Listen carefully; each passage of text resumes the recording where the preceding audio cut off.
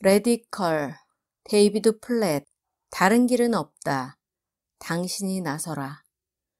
가는 게 어째서 선택이 아니라 필수인가?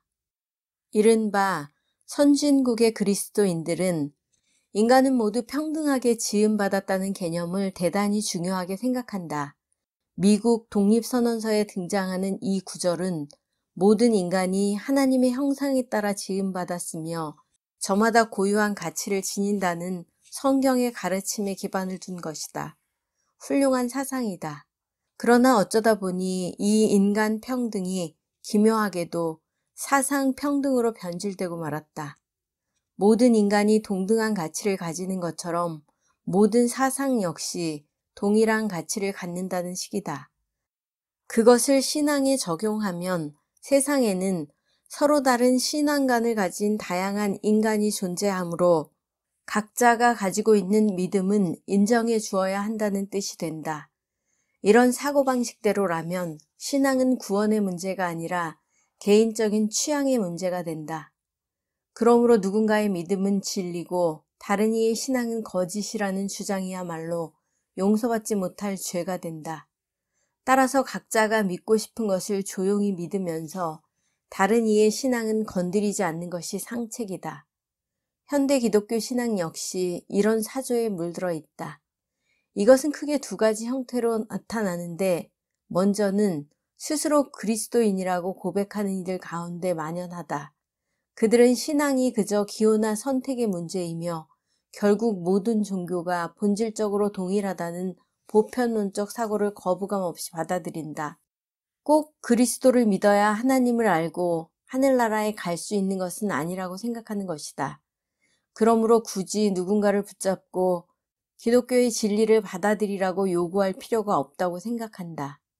또 하나의 형태는 지성적으로는 보편주의를 배격하지만 실제로는 그런 삶을 살아가는 그리스도인에게서 나타난다. 그들은 그리스도를 통해서만 구원을 받을 수 있다고 말하면서도 주변에 있는 이들이 예수님을 만나든 말든 상관없다는 듯 홀로 자신의 신앙을 지켜갈 뿐이다. 허다한 그리스도인들이 지성적으로나 실질적으로 이런 보편주의적인 경향을 보인다. 이제 마음을 열고 이 장을 꼼꼼히 읽으면서 하나님 말씀이 이 문제에 대해 어떻게 말하는지 살펴보도록 하자.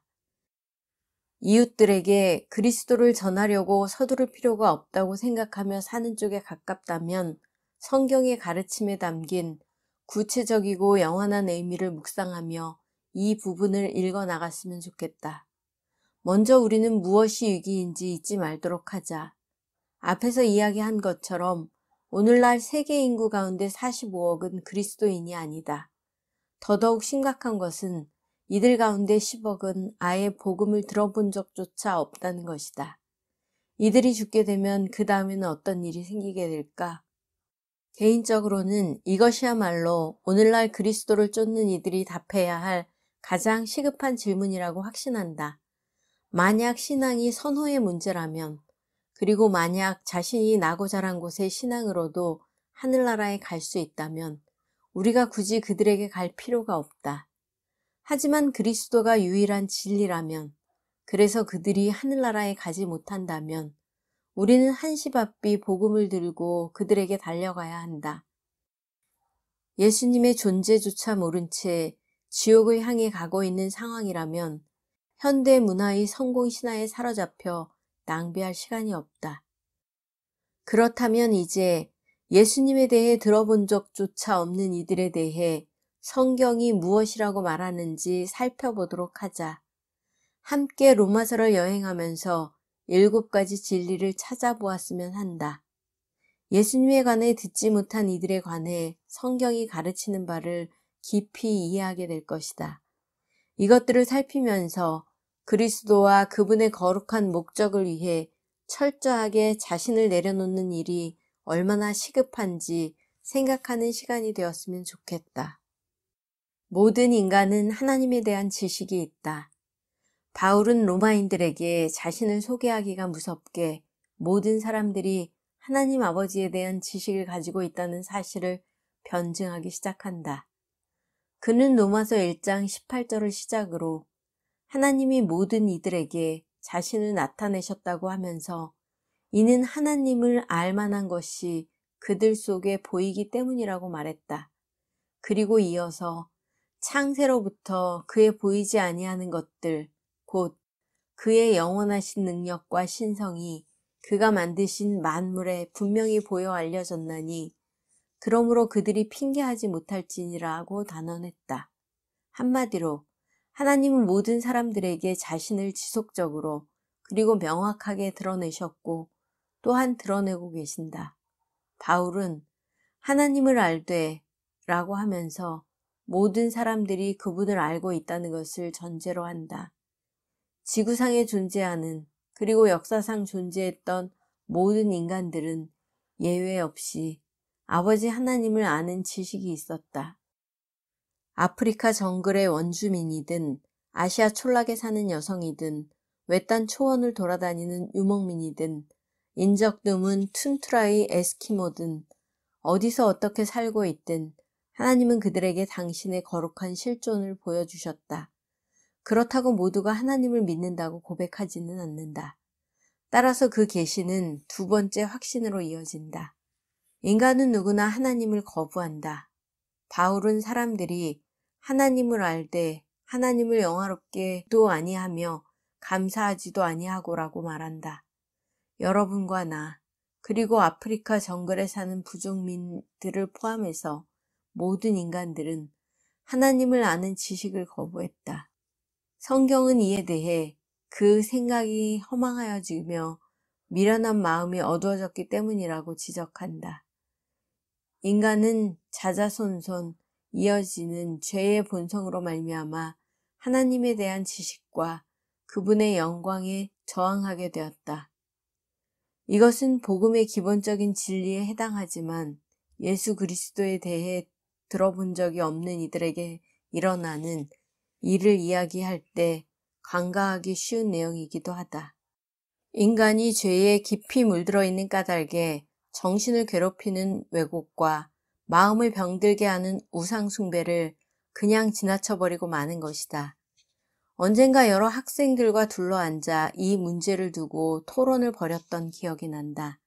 어느 여학생이 물었다. 예를 들어 본래부터 이 땅에 살았던 아메리카 인디언들을 생각해 봅시다. 그들은 예수님에 대해 들어보지도 성경을 가져보지도 못했습니다. 하지만 그들에게도 예배하고자 하는 본능적인 열망이 있었습니다. 그래서 그들이 알고 있는 무언가를 섬기기 시작했습니다. 태양신이니 정령이니 하는 것들이었겠죠. 나름대로 가진 지식을 통동원해서 최선을 다한 겁니다. 그만하면 충분하지 않을까요? 정말 훌륭한 질문이었다. 거기에 대답하려면 잊을 수도, 내버릴 수도, 무시할 수도 없는 진리로 돌아가야 한다. 원시 부족을 포함해서 모든 인간들은 하나님을 아는 지식을 거부했다. 그리고 바울의 표현대로 피조물을 조물주보다 더 경배하고 섬겼다. 그렇다면 태양신을 예배하는 것으로 충분히 의로워졌을까? 바울이 로마서 1장에서 전하는 바에 따르면 그 대답은 아니오이다. 손으로 만든 물건이나 상상의 산물을 예배했다고 해서 하나님 앞에 인정받는 것이 아니다. 태양신, 달의 여신, 번영을 가져다 주는 여러 신들도 적합한 경배의 대상이 될 수는 없다. 예배받기에 합당하신 분은 오직 하나님뿐이다. 그러므로 주님이 아닌 이런 잡신들을 섬겼다고 해서 최선을 다했다고 볼 수는 없다. 이것은 어불성설이다. 특정한 부족이나 문화를 공격하려고 하는 이야기가 아니다. 이것은 인간 전체를 향한 지적이다. 인간은 너나 할 것 없이 우상 숭배자들이다. 미국에 있든 아프리카에 있든 아시아에 있든 사람들은 하나님을 진정으로 섬기지 않았다. 참되신 하나님을 거부하는 마음을 가지고 있었기 때문이다. 그래서 다음 진리를 심각하게 받아들여야 한다. 인간은 누구나 하나님 앞에 죄인이다. 로마서 첫 장부터 3장까지는 성경 전체를 통틀어 가장 암담한 내용을 담고 있다. 바울은 더러움, 부끄러움, 불의, 추악, 탐욕, 악의, 무자비 따위 단어들을 동원해가며 인류의 타락상을 강력하게 고발한다. 로마서 1장 18절부터 2장 16절까지 바울은 하나님을 거역해서 죄를 지은 이방인들에 관해 설명하고 있다. 어쩌면 이 서신을 읽는 유대인 독자들은 고개를 끄덕끄덕 했을지 모르겠다. 자신들 주위에 있었던 이교도들을 떠올리면서 한마디 한마디에 전적으로 공감했을 것이다. 그러나 바울은 로마서 2장 17절부터 그 칼끝을 유대인들에게 겨누고 있다. 그들의 죄악을 신랄하게 지적한 것이다. 유대인들이 저지른 죄에 대한 묘사는 로마서 3장 내내 계속되다가 이렇게 마무리된다. 의인은 없나니 하나도 없으며 깨닫는 자도 없고 하나님을 찾는 자도 없고 다 치우쳐 함께 무익하게 되고 선을 행하는 자는 없나니 하나도 없도다. 로마서 3장 10절에서 12절 말씀. 재판은 끝났다. 이것이 최종 판결문이다. 신앙, 문화, 인종적인 배경과 상관없이 인류 전체가 하나님 앞에서 죄인으로 판명났다. 바울의 말을 빌자면 모든 입을 막고 온 세상을 하나님 앞에서 유죄로 드러내는 최종 선고다. 아프리카 밀림 한복판에 살면서 복음을 들어보지 못한 채 죽은 죄 없는 영혼들은 어떻게 하는가? 라고 묻고 싶을지 모르겠다. 말씀의 권위에 힘입어 분명하게 이야기하건대 두말할 것도 없이 하늘나라에 가리라고 본다. 나로서는 여기에 대해 한 점 의심이 없다. 자, 이단이라는 딱지를 붙이기 전에 다른 한편에서는 영웅이라고 하겠지만 마지막 구절을 잘 읽어보라. 특히 질문에 담긴 가정에 주목하라. 복음을 들어보지도 못한 채 죽은 죄 없는 영혼들을 어떻게 하는가? 대개는 이렇게 묻는다. 죄 없는 아프리카인은 하늘나라에 간다. 정말 죄가 없다면 죄에서 구원해줄 구세주도 필요 없다. 복음을 듣지 않아도 괜찮은 것이다. 그러나 중대한 문제가 있다. 죄 없는 인간은 존재하지 않는다는 것이다. 아프리카를 비롯해서 그 어디에도 의인은 없다. 예수님에 관해 들어보지 못한 이들은 어떻게 되느냐에 쏠리는 관심을 볼 때마다 깜짝깜짝 놀라곤 한다.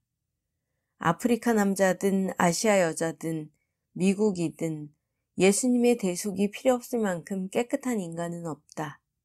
모든 인간은 거룩하신 하나님 앞에서 죄인이며 그것이 우리에게 복음이 필요한 이유이다. 하늘나라를 마치 빚을 갚지 않는 이들의 최종 도피처인 것처럼 여길 때가 많다.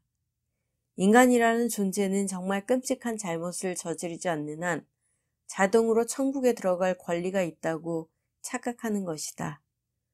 그러나 로마서에서 보는 것처럼 그런 신학은 진리가 아니다. 모든 인간은 하나님 앞에서 죄인이며 채무를 탕감받지 않는 한 지옥에 갈 수밖에 없는 존재다. 여기에 네 번째 진리가 있다. 모든 인간은 하나님을 거부한 까닭에 정죄를 받았다.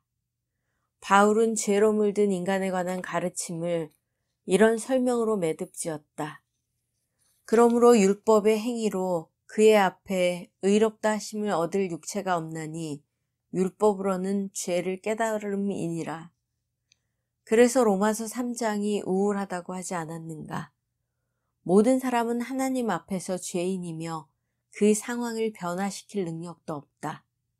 선해지려고 노력할수록 악한 본질만 드러날 뿐이며 심지어 하나님께 순종하려는 노력마저도 그럴 힘이 없음을 드러낼 따름이다. 여러분이나 나나 마찬가지다. 우리는 죄다 하나님 앞에서 유죄 판결을 받은 상태다. 여기에 비추어 보면 예수님을 전혀 모르는 이들은 어떻게 되는가?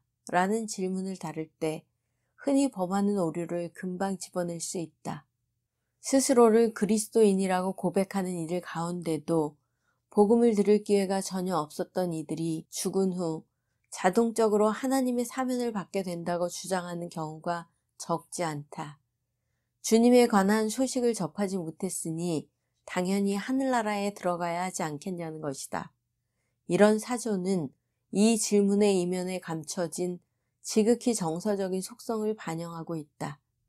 복음에 노출되지 않은 이들에게 별 문제가 없기를 바라는 마음이다. 그렇다면 이러한 결론의 논리 구조를 함께 살펴보자. 이 주장을 다시 한번 정리하자면 그리스도에 관해 들어볼 기회가 없었다는 바로 그 이유 때문에 영원히 하나님과 더불어 천국에 있게 된다는 말이다. 주님을 전혀 모르는 것이 하늘나라에 들어가는 입장권인 셈이다. 성경적인 근거가 전혀 없다는 점은 둘째치고라도 우리는 이런 사고방식이 시사하는 바를 꼼꼼히 짚어보아야 한다. 예수의 이름을 듣지 못했다는 이유로 천국이 보장된다면 가서 그리스도를 전해주는 것이야말로 상대방의 영원한 안녕을 해치는 더할 나위 없이 흉악한 짓이 되어버린다. 지옥에 갈 가능성만 잔뜩 높인 셈이니 하는 말이다. 누군가 복음을 전하지 않았더라면 얼마든지 하늘나라에 갈 수 있었는데 예수님에 대해 이야기하는 바람에 지옥에 가게 됐다는 것이다. 그렇게 하고도 과연 고맙다는 인사를 받을 수 있을까? 여기에 외국에서 유학 온 여학생이 있다고 하자. 혹시 예수님에 대해 들어봤냐고 묻자 그녀가 몹시 어리둥절한 얼굴로 쳐다보며 되묻는다. 먹는 건가요? 자, 이 여학생은 아직 복음을 들어본 적이 없다는 이유로 천국 문턱까지 와 있다. 이 편에서 아가씨의 영원한 삶을 위해 해줄 수 있는 가장 훌륭한 조언은 누가 예수의 예자라도 꺼내면 손가락으로 귀를 틀어막고 미친 듯이 고함을 지르며 달아나 버리세요가 될 것이다. 성경에 그렇게 하라고 적혀 있지 않지만 앞서 이야기한 논리를 따라가자면 마침내 그런 결론에 이를 수밖에 없다. 그래도 미심쩍어 하며 묻는 이들이 있을지 모르겠다. 그러니까 하나님은 예수가 누군지도 모르는 이들이 그분을 믿지 않았다고 죄인 취급을 하신다는 말씀인가요? 좋은 질문이지만 내 대답은 아니오이다. 하나님은 들어보지도 못한 구세주를 믿지 않는다고 유죄 판결을 내리는 분이 아니다. 하지만 기억해야 할 것은 인간이 죄인 선고를 받는 것은 궁극적으로 예수를 믿지 않았기 때문이 아니라 하나님을 거부하는 까닭에 저주를 받은 것이다. 여기에 핵심이 있다. 예수님의 이름을 들어보지 못한 수십억 인구는 그렇지 않은 이들과 전혀 다른 종류의 책임을 지게 된다. 복음을 듣고 그리스도를 영접하거나 거부할 기회가 있었던 이들은 어떤 선택을 하느냐에 따라 책임을 져야 한다. 그러나 구세주 예수에 대한 지식이 있고 없고를 떠나서 앞에서 살펴본 두 번째 진리 때문에, 즉 인간은 누구나 원초적으로 하나님을 거부하는 탓에 정죄를 받는 것이다. 바울은 로마서 3장 20절을 기록하면서 눈물을 뚝뚝 흘렸을 것 같다. 그는 죄의 속속들이 감염된 인류의 참혹한 초상을 예리하게 그려냈다. 곧 하나님을 인식하지만 그분을 거부한 탓에 사형 선고를 받는 인간의 모습이다. 그러나 바울은 곧 다음 대목을 써내려갔다. 하나님은 죄인들을 위해 구원의 길을 여셨다. 이제는 율법 외에 하나님의 한 의가 나타났으니 곧 예수 그리스도를 믿음으로 말미암아 모든 믿는 자에게 미치는 하나님의 의니 마침내 좋은 소식이 도착했다. 십자가에서 돌아가시고 부활하신 그리스도를 통해 하나님 앞에서 의롭다고 인정받고 영원한 생명을 얻게 된 것이다. 하나님은 이렇게 죄인들을 위해 구원의 길을 여셨다. 물론 세상은, 심지어 일부 교회들까지도 이 진리를 당연한 것으로 받아들이지 않았다. 다원주의가 신앙세계 절반에 걸쳐 맹위를 떨치고 있기에 신이 있다면 여러 경로를 통해 구원을 베풀 것이라는 사상이 더욱 만연해 있다. 주립대학에 다니던 시절 강의실 앞에 나가 수많은 학생들과 마주서야 했던 기억이 난다. 학생들이 돌아가면서 짧은 연설을 하는 순서가 있었는데 그날은 내 차례였다. 무신론자와 불신론자가 대부분인 친구들 앞에서 나는 복음의 핵심 진리를 소개했다. 연설이 끝나자 교수님은 자유롭게 묻고 답할 기회를 주었다. 우등생이며 학생회 간부인 로렌이 먼저 나섰다. 대학 전체를 통틀어 대단히 명석하다는 평가를 받는 학생답게 그녀는 적나라하게 내게 물었다. 그러니까 당신이 말하는 예수를 믿지 않으면 죽어서 지옥에 갈 수밖에 없다는 뜻입니까? 그렇게 많은 이들 앞에서 그런 식의 질문을 받는 것은 난생 처음이었다. 다들 내 입에서 무슨 말이 떨어질지 숨죽이고 지켜보았다. 식은땀이 흘렀다. 목구멍까지 올라온 말을 집어삼키고 가능한 한 따뜻하게 이야기했다. 인간은 누구나 죄로 인해서 하나님과 분리되어 있습니다. 우리가 어떤 행동을 해도 주님을 거역한 죄를 덮을 수는 없습니다.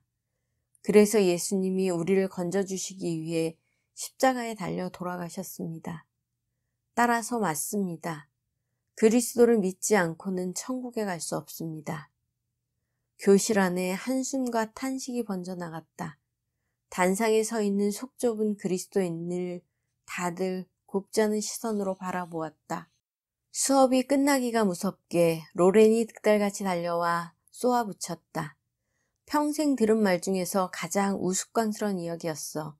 내가 도대체 뭐기에 믿음이 하나님께로 가는 유일한 길이고 다른 길로 가면 영원한 저주를 받는다고 함부로 말하는 것이니? 그리곤 쌩 돌아서서 가버렸다. 그래도 그날은 괜찮은 편이었다. 그 뒤로 로렌과 나는 수없이 입스름을 벌였다. 그녀는 책에나 나올 법한 질문을 쉴 새 없이 퍼부었다. 하나님이 계시다는 것을 어떻게 알 수 있지? 예수와 다른 종교 지도자들이 뭐가 다르지? 예수에 대해 들어보지도 못하고 죽은 이들은 어떻게 되는 건데?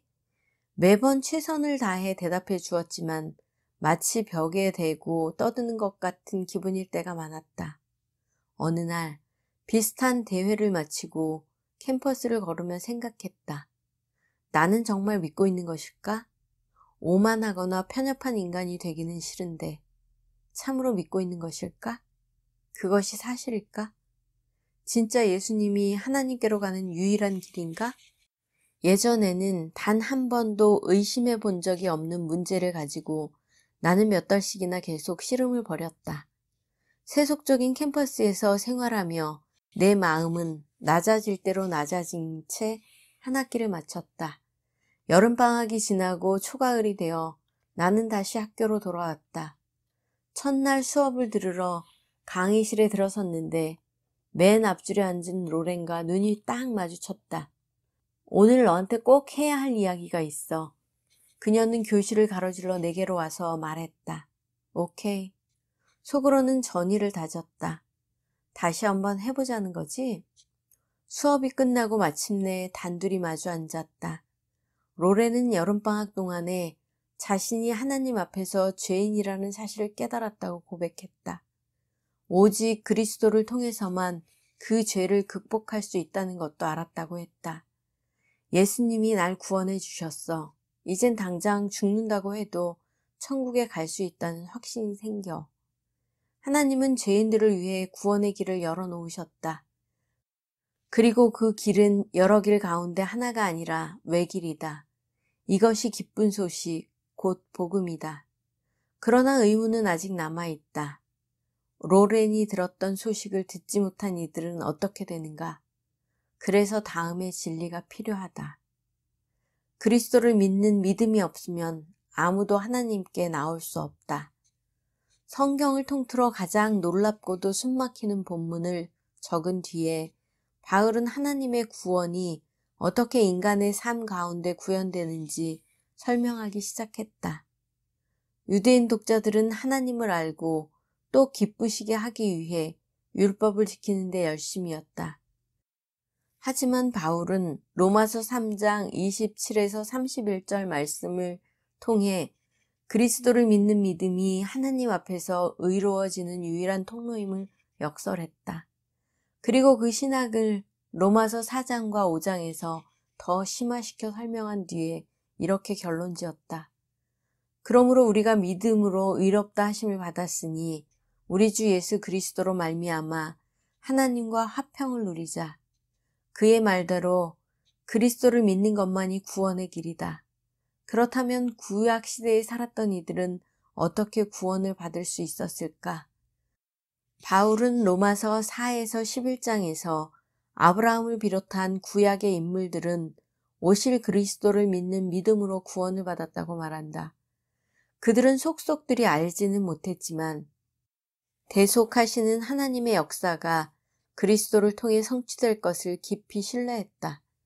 어떤 이들은 그것을 근거로 그리스도에 대해서 전혀 듣지 못했다 할지라도 신을 향한 보편적인 신앙에 기대어 구원을 받을 수 있다고 주장한다. 그러나 그리스도가 오신 이후로는 성경 어디에도 그런 논리를 뒷받침할 만한 사례가 등장하지 않는다. 신약 성경의 요지는 그리스도가 진정 세상에 오셨으며 그분의 성품과 세상을 구원하기 위해 십자가에서 이루신 역사를 믿어야 한다는 것이다. 그리스도를 신뢰하는 믿음이 없이는 하나님께 나올 수 없다는 것이 명백해진 것이다. 복음을 들어본 적이 없는 이들에게는 고무적인 소식이 아닐 것이다. 그래서 이쯤에서 대충 정리하고 싶어하는 이들이 많다.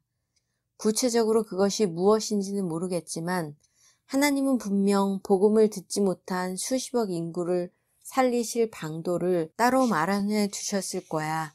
이런 식으로 감정에 치우쳐 복음을 들을 기회가 없었던 이들이 구원을 받을 길이 있기를 간절히 바라는 것이다.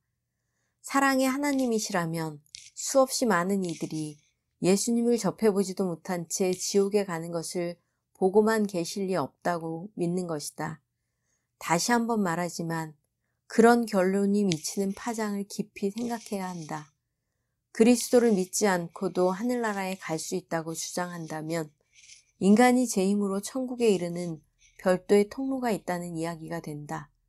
그런 판단은 로마서를 통해 살펴본 이전의 진리를 평가절하 할 뿐 아니라 예수님께 십자가에서 많이 애쓰셨습니다만 저희는 다른 길로 하나님께 가겠습니다. 라고 말씀드리는 꼴이다. 로마서는 이 점을 대단히 명쾌하게 정리하고 있다. 구원을 받으려면 그리스도를 믿는 길밖에 없다.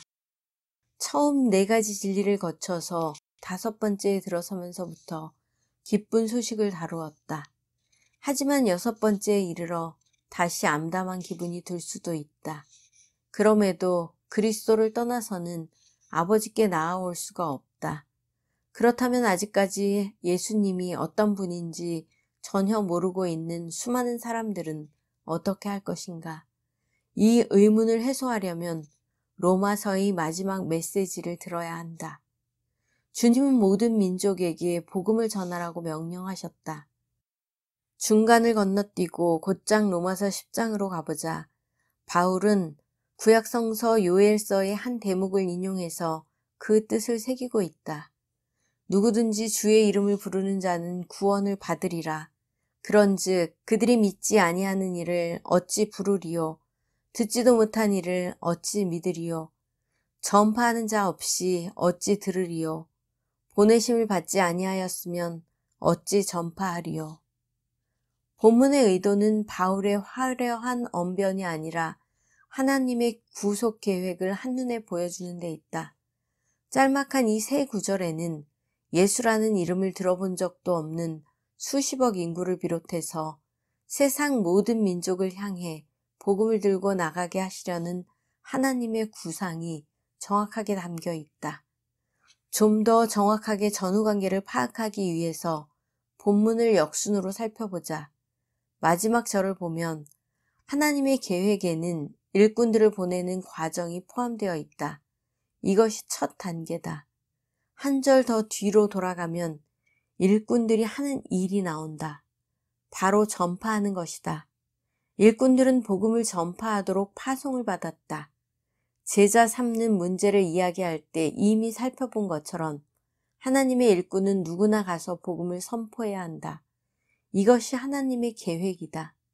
주님은 일꾼들을 보내서 외치게 하신다. 다시 한 절을 거슬러 올라가면 일꾼들이 말씀을 전파할 때 사람들이 듣는다는 말씀이 나온다. 벽을 보고 외치지 않는 한 누구에게든 듣기 마련이다. 결국 하나님의 계획은 일꾼을 보내고 그들이 복음을 전하고 사람들이 듣는 구조로 되어 있다. 바로 앞 문장에 따르면 메시지를 듣는 사람은 믿게 되어 있다. 듣기만 하면 누구나 믿는다는 뜻이 아니다. 그것은 성경적으로든 현실적으로든 사실이 아니다. 본문은 전하고 듣는 과정에서 청중 가운데 일부가 믿게 된다고 가르친다. 그리스도인이라면 언젠가 모든 나라와 민족들이 그리스도의 보좌를 에워싸리라는 것을 알 것이다. 누군가 선포하는 복음을 모두가 듣고 그 가운데 일부는 그리스도를 믿어 구원에 이르게 된다는 의미이다. 그런 사실을 생각하면 커다란 확신이 생긴다. 세상에서 가장 멀리 떨어진 나라, 복음의 가장 적대적인 민족에게 가서 복음을 전한다 할지라도 누군가는 예수를 믿게 마련이라지 않은가. 하나님은 일꾼을 보내시고 일꾼은 복음을 전파하고 사람들은 그 메시지를 듣고 들은 이들은 믿게 된다. 하나님의 계획 가운데 마지막 두 단계는 대단히 명료하다. 복음을 들은 이들은 믿게 되고 주님의 이름을 부르며 그분의 이름을 부르면 구원을 받는다. 이렇게 해서 복음을 들고 세상 모든 민족을 향해 나가게 하시려고 하나님이 세우신 계획의 전모가 분명해졌다. 하나님이 일꾼들을 보내신다. 일꾼들이 복음을 선포한다. 사람들이 듣는다. 들은 사람들이 믿는다. 믿은 이들이 주의 이름을 부른다. 주를 부르는 사람들은 누구나 구원을 받는다. 진행 과정을 돌아보며 스스로에게 질문을 해보자. 흐름이 끊어질 만한 곳은 없는지 하나하나 점검해보자. 주님의 이름을 부르는 이들은 틀림없이 구원을 받을 것이다. 거기에는 착오가 있을 수 없다. 믿은 이들은 당연히 주님의 이름을 부를 것이다. 들은 이들 가운데 상당수, 전부가 아니라 그 가운데 여럿이 믿을 것이다. 일꾼들이 선포를 하면 사람들은 들을 것이다. 그리고 하나님은 지금도 여전히 일꾼들을 보내고 계신다. 그것은 무엇보다도 명확한 사실이다.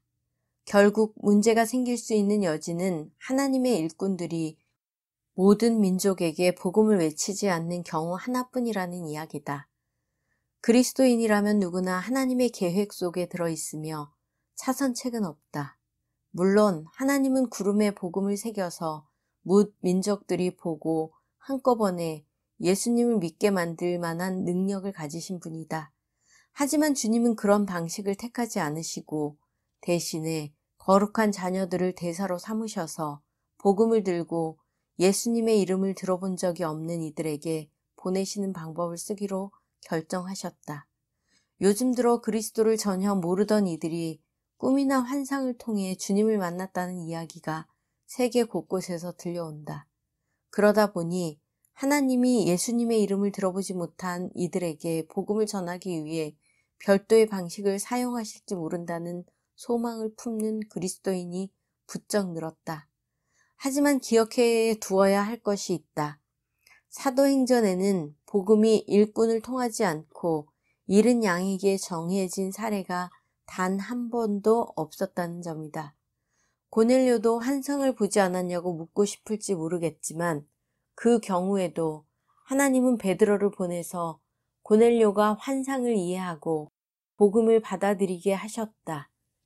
주님은 교회를 땅끝까지 복음을 전하는 도구로 사용하기로 결정하셨음에 틀림없다. 낭비할 시간이 없다. 예수님에 관해 들어본 적이 없는 이들은 어떻게 되느냐는 질문에 대한 대답이 여기에 있다. 인간은 누구나 하나님을 인식한다. 하지만 그 하나님을 거부했다. 따라서 누구든 예외 없이 하나님 앞에서는 모두 죄인이다. 그리고 하나님을 거부한 탓에 모든 인간은 사형 선고를 받았다. 그러나 하나님은 죄인들이 구원받을 길을 열어놓으셨다. 그리고 그리스도에 대한 믿음으로 하나님께 나아갈 수 있게 되었다. 결국 그리스도는 교회를 통해 모든 민족이 이 복음의 소식을 듣게 하였다. 이것이 사실이라면 인생에 담긴 의미가 상당히 커진다. 그리스도 없이 심지어 그 이름조차 모르고 살다가 영원한 지옥에 들어갈 운명에 처한 이들이 10억 명이 넘는데 어떻게 세상의 성공 신화를 쫓으며 시간을 낭비하겠는가? 복음을 들고 가라는 명령을 받았다면 그래서는 안 된다. 요즘 그리스도인들은 이 문제를 놓고 회의를 하면서도 해답을 찾는 것이 아니라는 뜻을 합쳐 심리적인 부담을 더는 데 목표를 두고 있다. 5천 개 이상의 종족 집단, 대략 10억 5천만에 이르는 인구가 현재 미전도 종족과 미접촉 종족으로 분류되어 있다. 미전도 종족이란 부족 안에 복음을 확신시키는 데 필요한 인력과 자원을 충분히 보유한 복음적인 그리스도인 공동체가 자생적으로 형성되지 못한 집단을 말한다. 반면 미접촉 종족은 복음을 전하기 위해 활발하게 움직이는 교회나 조직이 전혀 없는 종족 집단을 가리킨다.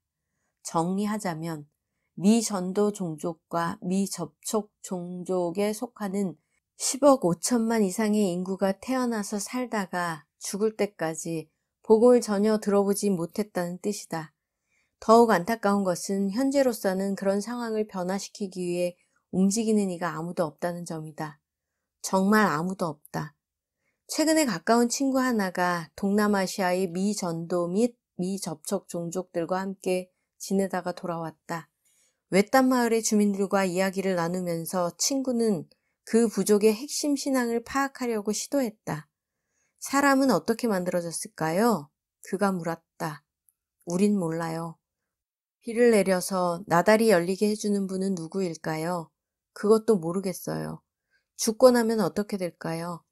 주민들은 친구를 돌아보며 말했다. 여태까지 그런 것을 물어본 사람은 아무도 없었어요. 친구는 또 다른 외딴 마을에 들어갔다. 역시 복음을 들어본 적이 없는 동네였다.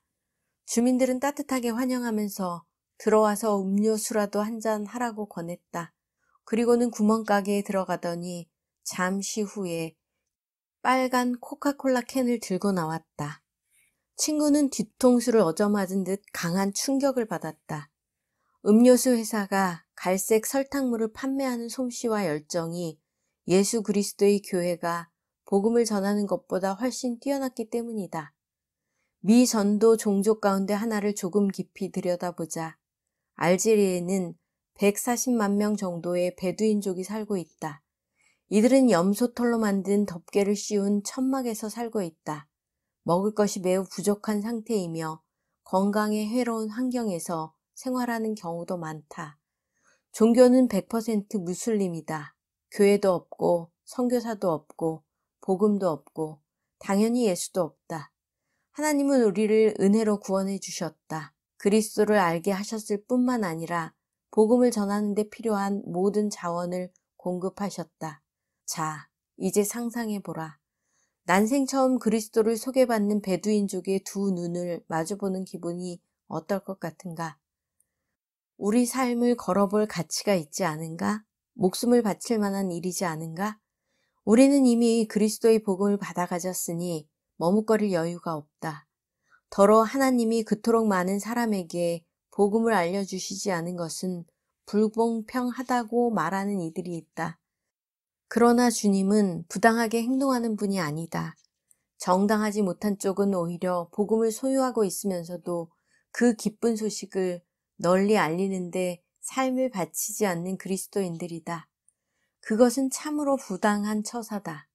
하나님은 내 삶에 어떤 뜻을 가지고 계실까라든지 내 인생을 향한 하나님의 뜻을 어떻게 알 수 있을까 하는 것은 현대 그리스도인들이 가장 많이 하는 질문이다. 마치 하나님이 원하시는 것을 알려만 주시면 당장이라도 순종할 것 같은 분위기다. 내 인생을 향한 하나님의 뜻을 어떻게 알 수 있을까라고 묻는 이들에게 희소식이 있다. 주님의 뜻은 복잡하지 않다. 복음을 들어보지 못한 알제리의 140만 베두인족에게 주님의 생명을 전하는 것이다. 이곳에 편히 앉아서 하나님, 제가 무엇을 하길 원하십니까? 라고 묻는 것은 참으로 납득하기 어려운 일이다. 우리를 향한 하나님의 뜻은 모든 민족들, 특히 예수님의 이름을 들어본 적조차 없는 민족들에게 복음을 전하고 하나님의 영광을 드러내는 일에 삶을 바치는 것이다. 그러므로 하나님의 뜻이 무엇일까라고 물을 것이 아니라 주님의 뜻에 순종할 수 있을까라고 질문해야 한다. 우리는 과연 편안함, 재물, 안정, 심지어 목숨까지도 다 걸고 미전도 종족에게 복음을 전할 수 있겠는가?